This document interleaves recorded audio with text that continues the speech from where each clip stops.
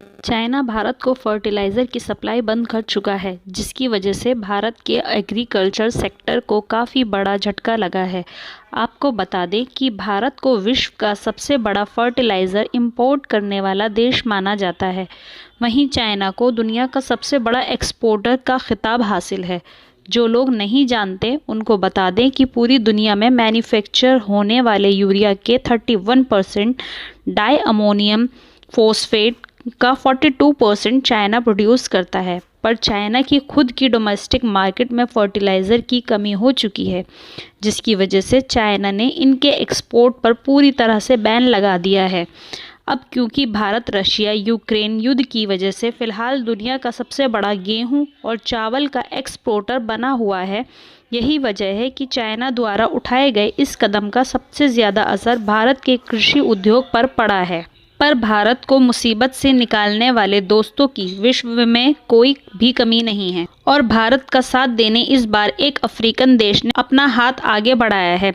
दरअसल भारत इस बार अच्छे से समझ चुका है कि चाइना पर किसी क्रिटिकल सेक्टर को लेकर भरोसा नहीं किया जा सकता, स्पेशली तब जब चाइना किसी चीज़ के रॉ मटेरियल को पूरी तरह सप्लाई चेन अपने कंट्रोल में रखता है। यही वजह है कि भारत और मोरक्को अमोनियम फॉस्फेट की सप्लाई को लेकर अब एक लॉन्ग टर्म एग्रीमेंट साइन कर चुके हैं, जिससे सीधे तौर पर चाइना को इस रॉ मटेरियल की चेन से बाहर किया जा सके और किसी भी विपरीत परिस्थिति में सप्लायर्स को अलग अलग देशों से डाइवर्सिफाई किया जा सके। अब देखा जाए तो चाइना की बजाय मोरक्को से सप्लाई लेना एक तरह से घाटे का सौदा है। वो इसलिए क्योंकि चाइना के कंपैरिजन में मोरक्को से सामान भारत लाने में ज़्यादा ट्रांसपोर्टेशन कॉस्ट लगती है, लेकिन इस कदम की वजह से भारत अपने ज़रूरी सप्लायर्स को सुनिश्चित कर पाएगा। इस एग्रीमेंट के अंतर्गत मोरक्को आने वाले 12 महीने में भारतीय किसानों के लिए 1.7 million metric ton ammonium phosphate की सप्लाई करेगा। मोरक्को भारतीय कंडीशन को देखते हुए अपनी प्लांट भी मैन्युफैक्चर करने वाला है। आपको बता दें कि भारत में हर साल 34 लाख टन डीएपी का प्रोडक्शन होता है और करीबन 42 लाख टन इंपोर्ट करने की ज़रूरत पड़ती है।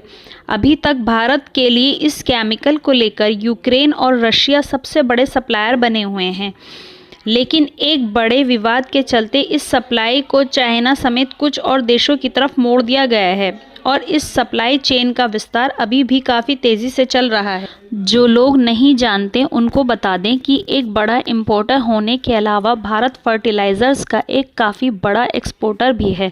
नेपाल, बांग्लादेश, भूटान समेत कई साउथियन एशियन देशों के भारत से एक बड़ी मात्रा में फर्टिलाइज़र्स एक्सपोर्ट किया जाता है। अगर आपको याद है तो पिछले साल चाइना ने श्रीलंका को एक ख़तरनाक बायो फर्टिलाइज़र का कंसाइनमेंट भेज दिया था और इसके चलते जब श्रीलंका के लिए सप्लायर्स के सभी रास्ते बंद हो गए थे, तब भारत ने एक बड़ी मात्रा में फर्टिलाइज़र का एक्सपोर्ट करके श्रीलंका को बड़ी मुसीबत से निकाला था। हमें इंतज़ार है फर्टिलाइज़र्स को लेकर पी राइट निकाले जाने का।